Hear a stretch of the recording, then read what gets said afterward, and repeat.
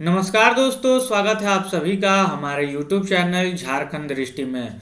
दोस्तों, झारखंड उड़ान सीरीज की आज की है हमारी लेक्चर नंबर 8। इससे पहले कि हम लोगों ने 7 लेक्चर्स को कंप्लीट कर लिया है। तो अगर आप लोगों ने वो वीडियो नहीं देखी है तो प्लेलिस्ट में जाकर उन 7 लेक्चर्स को देख सकते हैं। झारखंड उड़ान सीरीज में हम लोग 8000 प्रश्नों को सॉल्व कर रहे हैं, जो Jharkhand SSC CGL, JPSC, Jharkhand police, Jharkhand दरोगा जैसे विभिन्न एग्जाम जिसमें झारखंड से संबंधित प्रश्न पूछे जाते हैं उनके लिए अत्यंत उपयोगी साबित होगी। वीडियो स्टार्ट करने से पहले बता दूं, अगर आप हमारे इस चैनल पर नए हैं तो चैनल को सब्सक्राइब करके बेल आइकन को प्रेस कर ले ताकि आने वाली वीडियो की नोटिफिकेशन आपको मिलती रहे। साथ ही आप हमारे टेलीग्राम चैनल से भी जुड़ सकते हैं। तो चलिए आज की ये वीडियो स्टार्ट करते हैं। ये वीडियो पार्ट 1 है आज की, जिसमें हम लोग 50 प्रश्नों को देखेंगे। ठीक है, तो चलिए हम लोग पहले प्रश्न की ओर बढ़ते हैं। पहले प्रश्न में बोला गया है कि महामाया मंदिर किस स्थान पर स्थित है। तो झारखंड में महामाया मंदिर किस स्थान पर स्थित है, तो ये स्थित है हापा मुनि गांव में। तो महामाया मंदिर कहाँ स्थित है दोस्तों, तो हापा मुनि गांव में। बढ़ते हैं प्रश्न संख्या 2 की ओर, और इसमें बोला गया है कि महामाया मंदिर का संबंध किस काल से है। तो महामाया मंदिर का संबंध है पूर्व मध्य काल से। तो इसका आंसर हो जाएगा पूर्व मध्य काल। ठीक है, बढ़ते हैं प्रश्न संख्या 3 की ओर, और इसमें बोला गया है महामाया मंदिर के लिए प्रसिद्ध हापा मुनि गांव राज्य के किस जिले में स्थित है। तो हापा मुनि गांव राज्य के गुमला जिले में स्थित है। तो झारखंड के गुमला जिले में हापा मुनि गांव है, और हापा मुनि गांव में ही ये महामाया मंदिर स्थित है। बढ़ते हैं प्रश्न संख्या 4 की ओर, और इसमें बोला गया है कि हापा मुनि गांव में स्थित महामाया मंदिर का निर्माण किसने करवाया था। ठीक है, तो हापा मुनि गांव में स्थित महामाया मंदिर का निर्माण करवाया था गजघंट राय ने। ठीक है, तो इसका आंसर हो जाएगा हमारा गजघंट राय। बढ़ते हैं प्रश्न संख्या 5 की ओर, और इसमें बोला गया है कि हापा मुनि गांव में स्थित महामाया मंदिर का निर्माण कराया गया था। तो इसमें आपसे ईस्वी पूछी गई है कि हापा मुनि गांव में स्थित महामाया मंदिर है, इसका निर्माण किस ईस्वी में हुआ था। तो ये हुआ था 908 ईस्वी में। ठीक है, बढ़ते हैं प्रश्न संख्या 6 की ओर, और इसमें बोला गया है कि महामाया मंदिर का निर्माण किस वंश के शासक द्वारा करवाया गया था। तो इसका आंसर हो जाएगा कि नाग वंश। तो महामाया मंदिर नाग वंश के द्वारा स्थापित करवाया गया था। बढ़ते हैं प्रश्न संख्या 7 की ओर, और इसमें बोला गया है कि हापा मुनि गांव के महामाया मंदिर में निम्न में से किसके द्वारा विष्णु की प्रतिमा स्थापित की गई थी। ठीक है, हापा मुनि गांव में महामाया मंदिर है, और निम्न में से किसके द्वारा विष्णु की प्रतिमा स्थापित की गई थी। तो इसका आंसर हो जाएगा हमारा सियानाथ। ठीक है, सियानाथ के द्वारा ही विष्णु की प्रतिमा स्थापित की गई थी। बढ़ते हैं प्रश्न संख्या 8 की ओर, इसमें बोला गया है कि महामाया मंदिर का प्रथम पुरोहित कौन था। तो महामाया मंदिर का प्रथम पुरोहित हरिनाथ था। ध्यान में रखिएगा, हरिनाथ महामाया मंदिर का प्रथम पुरोहित था। बढ़ते हैं प्रश्न संख्या 9 की ओर, और इसमें बोला गया है गजघंट राय का धार्मिक गुरु था। तो गजघंट राय का धार्मिक गुरु कौन था पूछा गया है। तो इसका आंसर हो जाएगा हरिनाथ। हरिनाथ गजघंट राय के धार्मिक गुरु थे। बढ़ते हैं प्रश्न संख्या 10 की ओर, और इसमें बोला गया है कि टांगीनाथ का मंदिर, ठीक है, मंदिर है टांगीनाथ का, झारखंड के किस जिले में अवस्थित है। तो टांगीनाथ का मंदिर झारखंड के गुमला जिले में अवस्थित है। बढ़ते हैं प्रश्न संख्या 11 की ओर, और इसमें बोला गया है कि गुमला में स्थित टांगीनाथ मंदिर का निर्माण किस काल में हुआ। ठीक है, तो गुमला में स्थित टांगीनाथ मंदिर है, और पूछा गया है कि इसका निर्माण किस काल में हुआ। तो इसका निर्माण हुआ था पूर्व मध्य काल में। ठीक है, तो पूर्व मध्य काल में टांगीनाथ मंदिर का निर्माण हुआ था। बढ़ते हैं प्रश्न संख्या 12 की ओर, इसमें बोला गया है कि अष्टभुजी छिन्न मस्तिका शक्तिपीठ निम्न में से किस स्थान पर अवस्थित है। ठीक है, अष्टभुजी छिन्न मस्तिका शक्तिपीठ निम्न में से किस स्थान पर अवस्थित है। तो यह स्थान है रजरप्पा। ठीक है, रजरप्पा में है अष्टभुजी छिन्न मस्तिका शक्तिपीठ। बढ़ते हैं प्रश्न संख्या 13 की ओर, इसमें बोला गया है कि रजरप्पा झारखंड राज्य के किस जिले में है। तो ये बहुत फेमस जगह है, आप सभी को इसका आंसर भी पता होगा कि रजरप्पा झारखंड के रामगढ़ जिले में स्थित है। ठीक है, बढ़ते हैं प्रश्न संख्या 14 की और इसमें बोला गया कि रजरप्पा में स्थित छिन्नमस्तिका शक्तिपीठ का संबंध निम्न में से किस काल से है। ठीक है, तो अब काल पूछा गया है, तो ये किस काल से संबंधित है, तो ये भी पूर्व मध्य काल से संबंधित है रजरप्पा का छिन्नमस्तिका शक्तिपीठ। बढ़ते हैं प्रश्न संख्या 15 की ओर और इसमें बोला गया है कि झारखंड के किस स्थान से पाल शासक महेंद्र पाल के शिलालेख प्राप्त हुए हैं। ठीक है, पाल शासक महेंद्र पाल के शिलालेख प्राप्त हुए हैं और ये प्राप्त हुए हैं झारखंड के ईंटखोरी स्थान से। ठीक है, बढ़ते हैं प्रश्न संख्या 16 की ओर इसमें बोला गया है कि मां भद्रकाली की मूर्ति का निर्माण झारखंड के निम्न में से किस स्थान पर किया गया था। तो मां भद्रकाली की मूर्ति का निर्माण झारखंड के किस स्थान से किया गया था, तो ये किया गया था दोस्तों ईंटखोरी से। ठीक है, तो 16 का डी ईंटखोरी हो जाएगा। बढ़ते हैं प्रश्न संख्या 17 की ओर और इसमें बोला गया है कि ईंटखोरी में मां भद्रकाली की मूर्ति का निर्माण निम्न में से किस शासन काल में किया गया था। तो ईंटखोरी में मां भद्रकाली का मूर्ति का निर्माण हुआ है, ये तो पता चल गया। इसमें पूछा गया है कि किस शासन काल में हुआ था, तो इसका आंसर हो जाएगा हमारा पाल काल। ठीक है, पाल काल के शासन काल में ईंटखोरी में मां भद्रकाली की मूर्ति का निर्माण हुआ था। चलिए आगे देखते हैं प्रश्न संख्या 18 की ओर बढ़ते हैं और इसमें बोला गया है कि बख्तियार खिलजी ने झारखंड से होकर निम्न में से किस स्थान पर आक्रमण किया था। तो बख्तियार खिलजी आक्रमण किया था और पूछा गया कि झारखंड से होकर किस स्थान पर आक्रमण किया था दोस्तों, तो ये स्थान का नाम था नादिया। ठीक है, बख्तियार खिलजी ने नादिया स्थान पर आक्रमण किया था झारखंड से होकर। बढ़ते हैं प्रश्न संख्या 19 की ओर और इसमें बोला गया कि बख्तियार खिलजी ने किस शताब्दी में झारखंड से होकर नादिया पर आक्रमण किया था। तो इसमें शताब्दी पूछी गई है आपसे, तो इसका आंसर हो जाएगा 13वीं शताब्दी। 13वीं शताब्दी में बख्तियार खिलजी ने नादिया नामक स्थान पर झारखंड से होकर आक्रमण किया था। बढ़ते हैं प्रश्न संख्या 20 की ओर और इसमें बोला गया है कि बख्तियार खिलजी के नादिया आक्रमण के समय बंगाल में सेन वंश का कौन सा शासक शासन में था। ठीक है, तो बख्तियार खिलजी के समय बंगाल में कौन सा शासक शासन पे था, तो इसका आंसर हो जाएगा हमारा लक्ष्मण सेन। ठीक है, तो लक्ष्मण सेन उस समय बंगाल के सेन वंश के शासक थे जब बख्तियार खिलजी ने नादिया पर आक्रमण किया था। आपको आंसर कमेंट बॉक्स में बताना है कि बख्तियार खिलजी किसका सेनानायक था। ठीक है, बढ़ते हैं प्रश्न संख्या 21 की ओर और इसमें बोला गया है कि गुलाम वंश के संदर्भ में निम्न में से कौन सा कथन सत्य है। तो सत्य कथन के बारे में बताना है कि गुलाम वंश के बारे में ये कौन सा कथन सत्य है। तो चलिए ऑप्शन की ओर पढ़ते हैं और निकलते हैं हम लोग सत्य की तलाश में। ऑप्शन नंबर ए में है कि गुलाम वंश के समय झारखंड की सीमा में मुस्लिम सेनाओं की छावनियां स्थापित थी। तो ठीक है कि गुलाम वंश के समय झारखंड की सीमा में मुस्लिम सेनाओं की छावनियां स्थापित की गई, ये सही है। ऑप्शन बी में बोला गया है कि इल्तुतमिश तथा बलबन के शासन काल में इनके प्रभाव से झारखंड मुक्त रहा। ठीक है, इल्तुतमिश तथा बलबन के शासन काल में इनके प्रभाव से झारखंड मुक्त रहा, तो ये मुक्त रहा था इनके शासन काल में।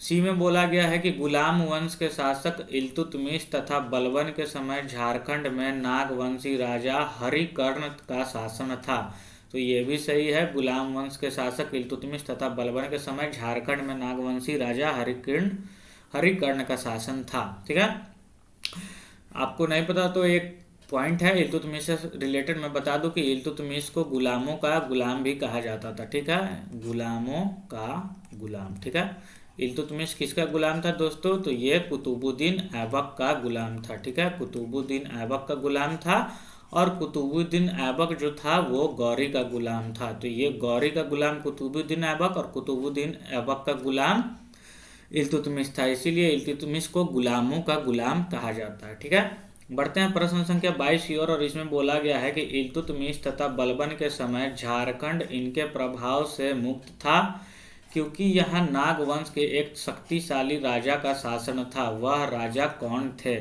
आपको इस राजा का नाम पूछा गया है, तो वो राजा थे हरिकर्ण। ठीक है, तो इल्तुतमिश तथा बलबन के समय हरिकर्ण वहाँ के राजा थे, इसलिए नागवंश के राजा थे, शक्तिशाली राजा, इसके कारण इनके प्रभाव से ये मुक्त था। ठीक है, बढ़ते हैं प्रश्न संख्या 23 की ओर, और इसमें बोला गया है कि अलाउद्दीन खिलजी ने अपने किस सेनापति को नागवंशी राज्य पर विजय प्राप्त करने हेतु भेजा था। तो अलाउद्दीन खिलजी ने अपने सेनापति को भेजा था, किस लिए भेजा था, नागवंशी राज्य पर विजय प्राप्त करने हेतु। तो उस सेना का नाम पूछा गया है, उसका नाम था छज्जू मल्लिक। ठीक है, छज्जू मल्लिक अलाउद्दीन खिलजी का सेनापति था, जिसे अलाउद्दीन खिलजी ने नागवंशी राज्य पर विजय प्राप्त करने हेतु भेजा था। बढ़ते हैं प्रश्न संख्या 24 की ओर, और इसमें बोला गया है कि अलाउद्दीन खिलजी द्वारा कब अपने सेनापति छज्जू मल्लिक को झारखंड में नागवंशी राज्य पर विजय प्राप्त करने हेतु भेजा गया था। तो इसका आंसर हो जाएगा 1310 ईस्वी में अलाउद्दीन खिलजी ने अपने सेनापति छज्जू मल्लिक को झारखंड में नागवंशी राज्य पर विजय प्राप्त करने हेतु भेजा था। बढ़ते हैं प्रश्न संख्या 25 की ओर, और इसमें बोला गया है कि अलाउद्दीन खिलजी का कौन सा सेनापति दक्षिण भारत पर विजय अभियान हेतु जाते समय झारखंड से गुजरा था। तो इसका आंसर हो जाएगा हमारा मलिक काफूर। अलाउद्दीन खिलजी ने अपने सेनापति मलिक काफूर को दक्षिणी भारत का अभियान पर भेजा था, तो वो अभियान पर जाते समय झारखंड से होकर गुजरा था। मलिक काफूर ध्यान में आप रखिएगा। बढ़ते हैं प्रश्न संख्या 26 की ओर, और इसमें बोला गया है कि निम्न में से किस नागवंशी राजा ने अलाउद्दीन खिलजी की अधीनता स्वीकार कर ली थी। तो नागवंशी राजा का नाम बताना है जिन्होंने अलाउद्दीन खिलजी की अधीनता को स्वीकार कर ली थी। तो इसका आंसर हो जाएगा हमारा फणी मुकुट राय और साथ में बेणुकर्ण, दोनों ने अधीनता स्वीकार कर ली थी खिलजी की।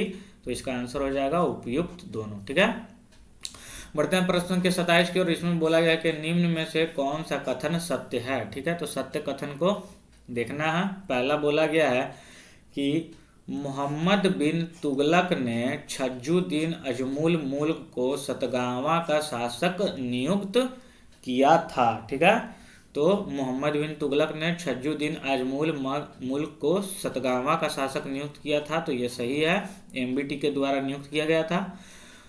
और ऑप्शन बी में बोला गया है कि तुगलक काल के सिपाह सलार मलिक बया ने हजारीबाग के चाय किला को जीतकर फतेह खान दौरा के हवाले कर दिया था। तो ये भी सही है कि तुगलक काल के सिपाह सलार मलिक ने हजारीबाग के चाय किला को जीतकर फतेह खान दौरा के हवाले कर दिया था। तो इसका आंसर हो जाएगा ऑप्शन सी उपयुक्त दोनों कथन सत्य हैं।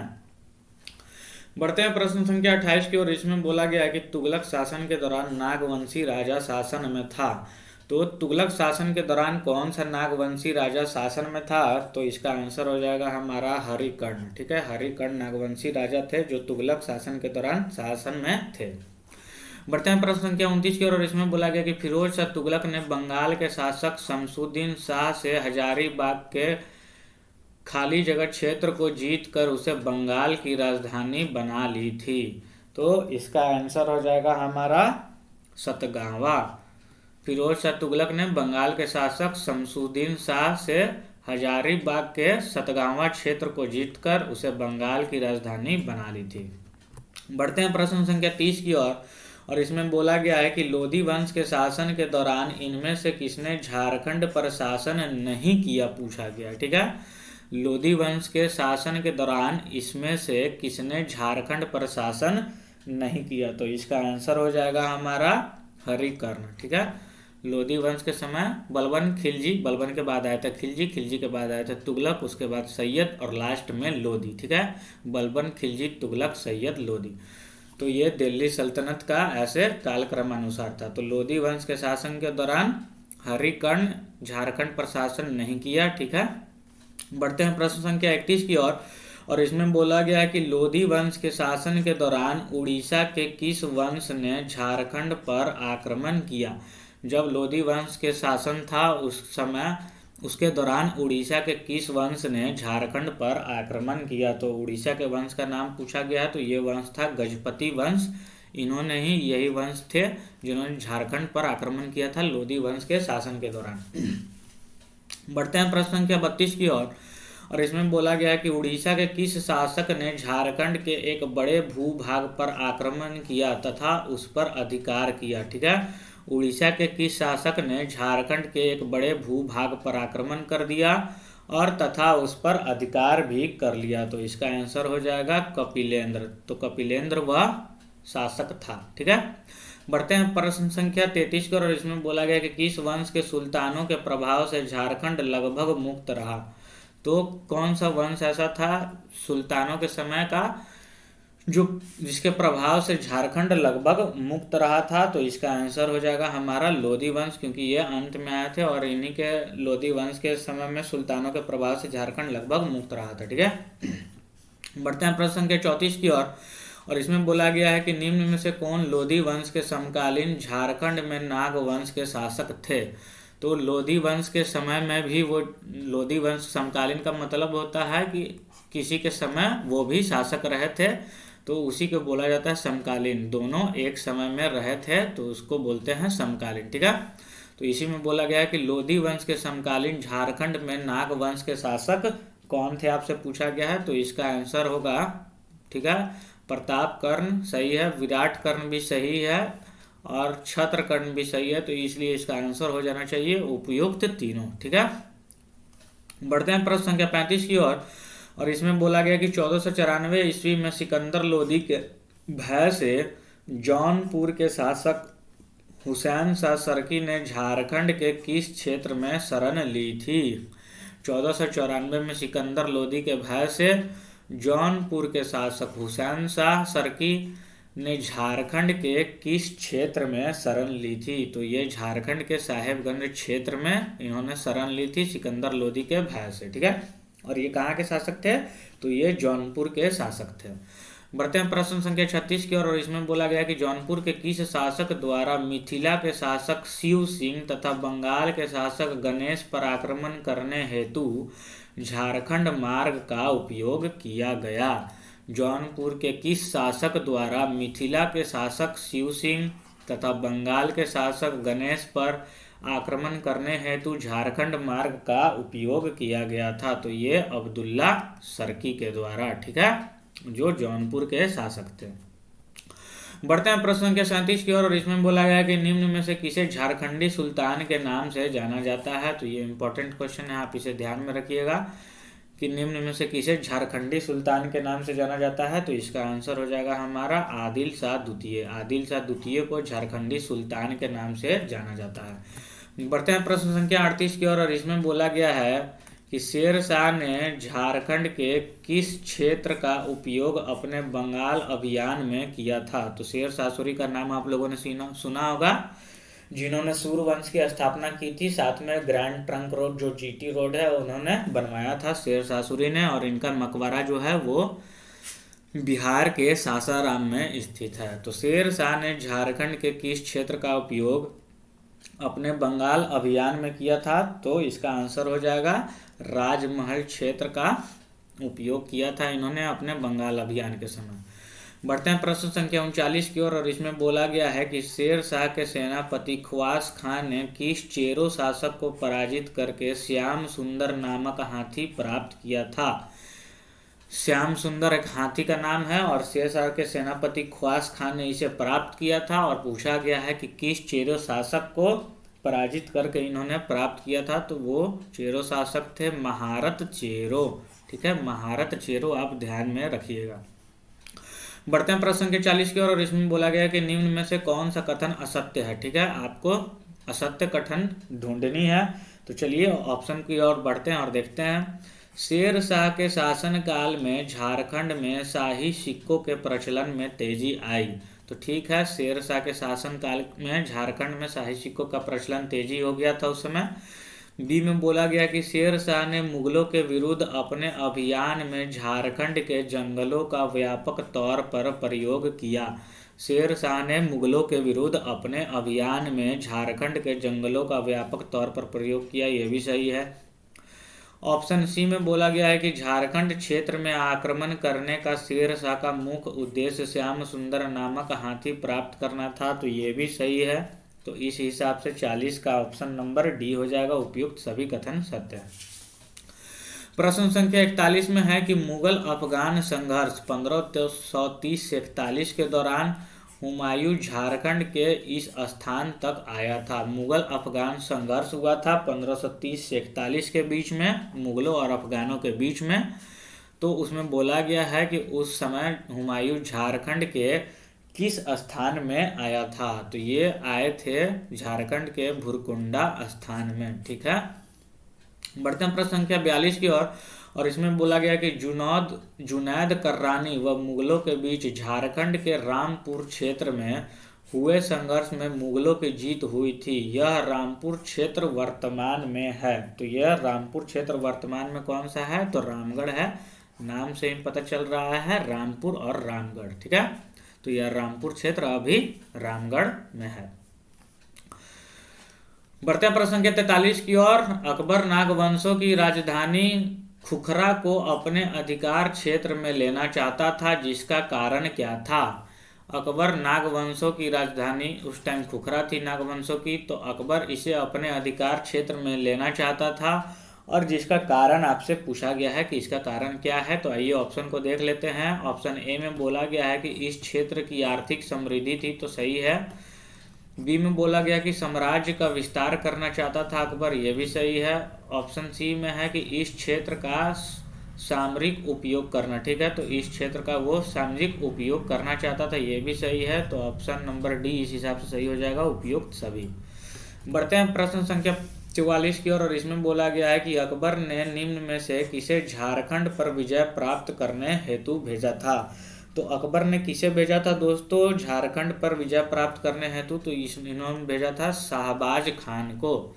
ठीक है, शाहबाज खान को अकबर ने झारखंड पर विजय प्राप्त करने हेतु भेजा था। बढ़ते प्रश्न संख्या 45 की ओर। और इसमें बोला गया कि अकबर ने 1585 ईस्वी में शाहबाज खान के नेतृत्व में किस नागवंशी शासक के विरुद्ध विजय प्राप्त करने हेतु अपनी सेना भेजी थी। ठीक है, बोला गया है कि शाहबाज खां के नेतृत्व में किस नागवंशी शासक के विरुद्ध अकबर ने शाहबाज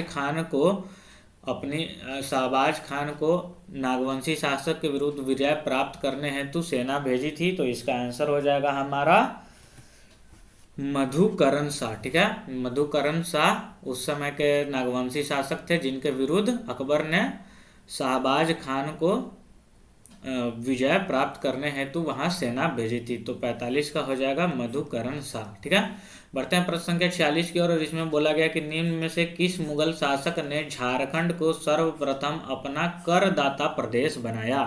तो किस मुगल शासक ने झारखंड को सर्वप्रथम अपना करदाता प्रदेश बनाया? तो इसका आंसर हो जाएगा हमारा अकबर। ठीक है, अकबर मुगल शासक थे जिन्होंने झारखंड को सर्वप्रथम अपना करदाता प्रदेश बनाया। ठीक है, बढ़ते हैं प्रश्न संख्या 47 की ओर। इसमें बोला गया है कि 1589 ईस्वी में अकबर ने निम्न में से किसे बिहार झारखंड का सूबेदार नियुक्त किया।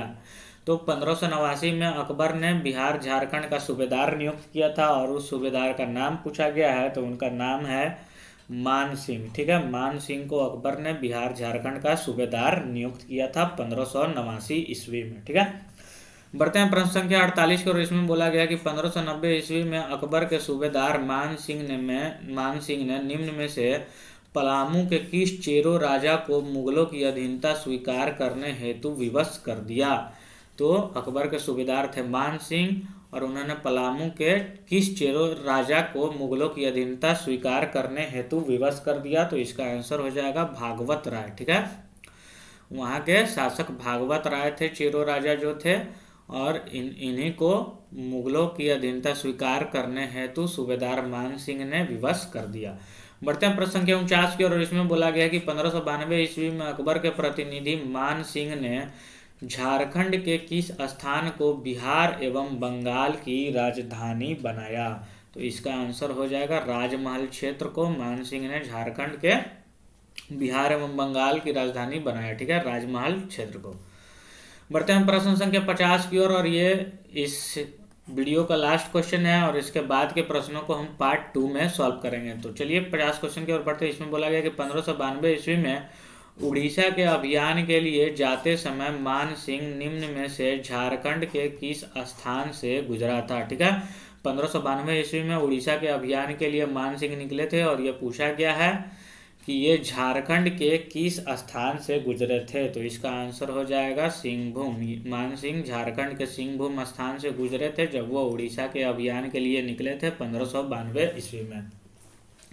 तो आज का ये वीडियो यहीं पे खत्म होता है। और सारे जो प्रश्न बच गए हैं वो पार्ट 2 में आपको सॉल्व कराए जाएंगे। वीडियो अच्छा लगा हो तो लाइक जरूर कीजिएगा, और आप हमारे चैनल पे नए हैं तो चैनल को सब्सक्राइब जरूर कर लीजिएगा।